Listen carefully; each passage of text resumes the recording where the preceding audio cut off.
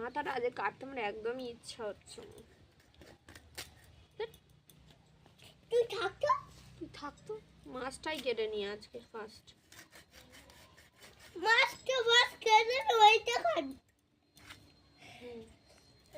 যারা হাঙর মাছ পছন্দ করে না তারা ভিডিওতে লাইক আর কমেন্টে সাবস্ক্রাইব করুন। যারা হাঙর মাছ খেতে পছন্দ তো দেখা যাচ্ছে না, ঠিক আছে বস। Video like. আচ্ছা ঠিক আছে, তুমি ওই গামছায় গিয়ে সর্দিটা মুছে এসে যাও। যাও ওইটা বড় যেটা ঝুলছে।